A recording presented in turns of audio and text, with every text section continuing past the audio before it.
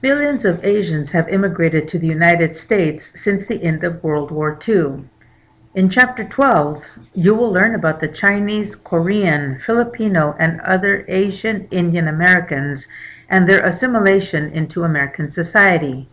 The massive immigration has included many refugees and undocumented people.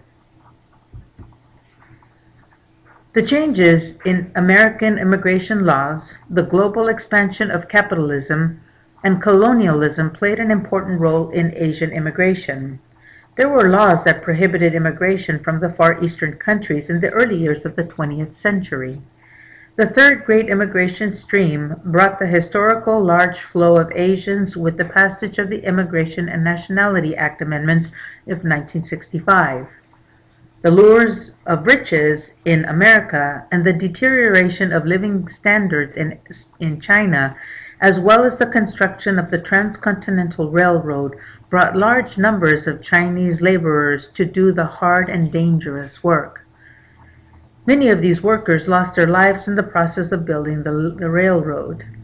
The text states that the journey of over 100,000 Chinese to America during the 1850s and the 1860s was, as we have seen for other immigrant groups, a result of both push factors in the homeland and pull factors in the country of destination.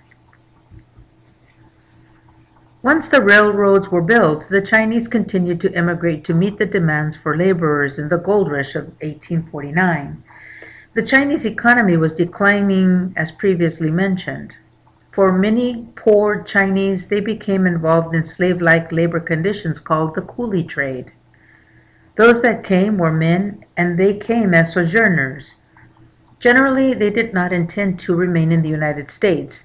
They planned to go to Gamsan, the gold mountain, and to take their riches home. When arriving on the West Coast, they were greeted with a variety of hostilities. They were harassed, expelled, and sometimes even killed. As the Chinese population spread out of California into other western states, even more deadly assaults took place. Rock Springs, Wyoming, in 1885, there were 28 Chinese that were killed, and they received little help from the law officers and the courts. Suspects were rarely convicted. As expected, many Chinese decided to leave the United States after the exclusion law went into effect. The Chinese population gradually declined. Meanwhile, those who remained protested the exclusion as well as the discrimination. They filed court cases, and one in particular, United States versus Gu Lim in 1900, the Supreme Court ruled that the Chinese merchants were permitted to bring their wives and minors children to join them. Other rulings increased to some extent the number of Chinese wives and children that came to the United States. This was crucial to the development of community development in their families. The Chinese in America were poor peasants. They immigrated from the southern Chinese province of Guangdong and spoke a Cantonese dialect.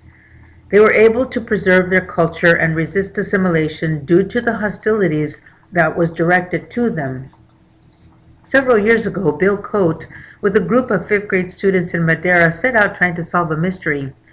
There were 6 old Chinese tombstones by the side of the highway. The students wrote up their findings and wrote them up in a book that was published called Forgotten Field, Forgotten People. Albert Chang, an advisor to the Ancestors Project, went to Madeira and took some pictures when eventually his housekeeper of 18 years saw them and thought one of the names looked familiar. The housekeeper consulted her husband, who told her that one of those dead men had an elderly son still living in China. Eventually, the students' research led to the site that was being dedicated as a historical site in 1992.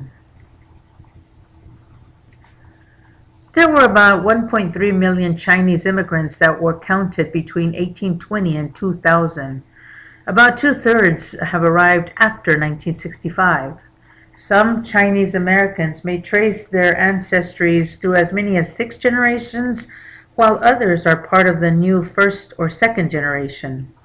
The newer immigrants come on airplanes, whereas their earlier groups came on boats. They are educated and come in families, not just males, and they come from Hong Kong, Taiwan, and China. They speak a variety of languages and dialects, but they may use Mandarin Chinese and have settled in other states, not just California or New York.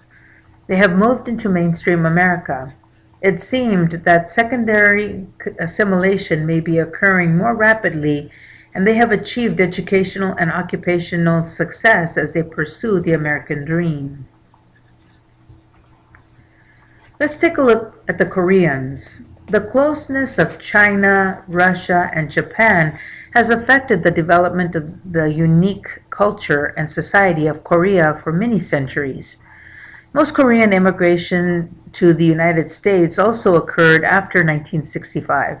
Between 1965 and 2000, over 780,000 Koreans were admitted to the United States. The initial efforts of the immigrants were organized by religious faiths. The Protestant missionaries played an important part in arranging the migration. The early immigrants became Christians.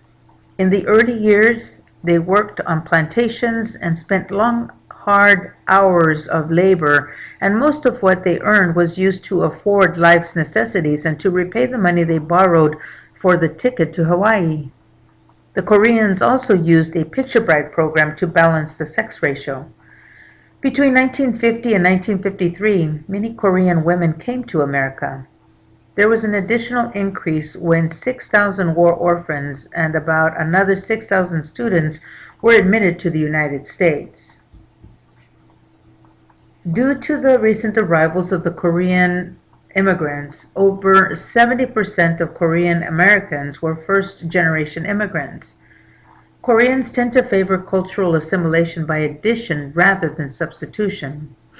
They struggle to learn English and consequently do not acquire jobs matching their ability or skills.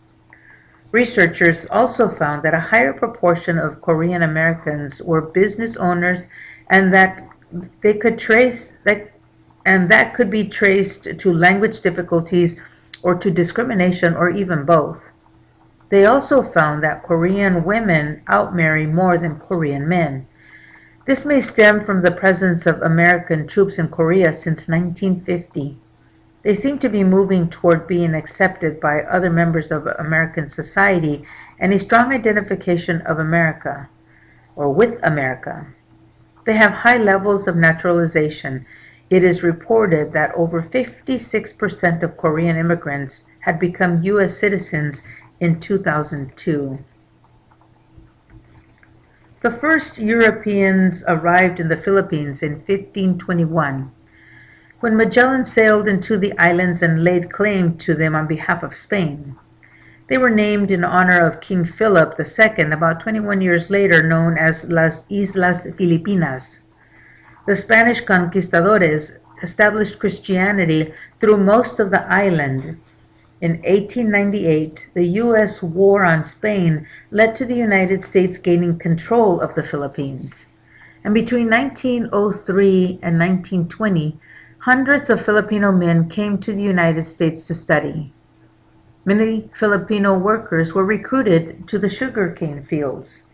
About 113,000 Filipinos went to Hawaii and others came to the mainland. They faced negative stereotypes, they were discriminated against, and were attacked by white workers. For many, after arriving in America, they could not find jobs. Consequently, the men were recruited into the U.S. Navy and were confined to being servants and entertainers. Many Filipinos continued to speak their native Filipino languages.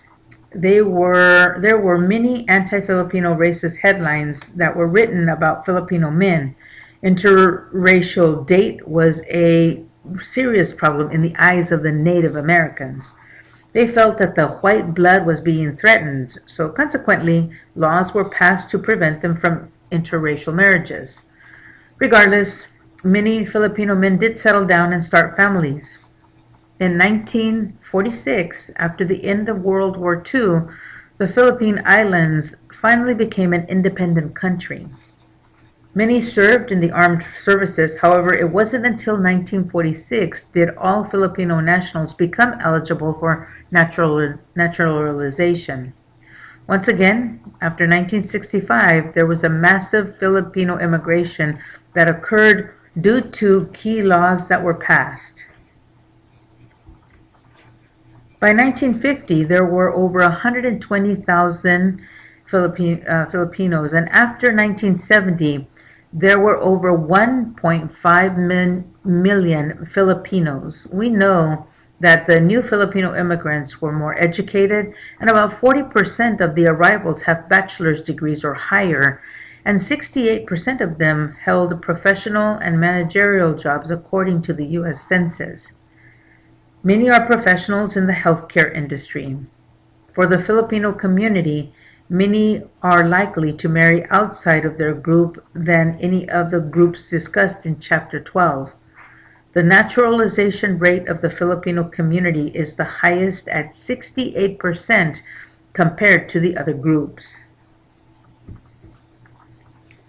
India's people at the beginning of the 16th century comprised, as they do today, a complicated cultural mosaic. The two main families of Indian languages originated with very early peoples. Hindi became the official language. Hinduism became the predominant religion. Islam is the second most common religion. Britain governed India until 1947. While the British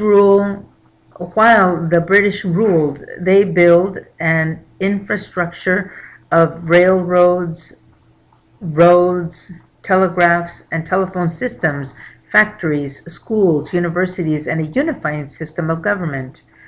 Meanwhile, Indian laborers were still needed in the United States and were recruited to work for the railroads in agriculture and in lumbering.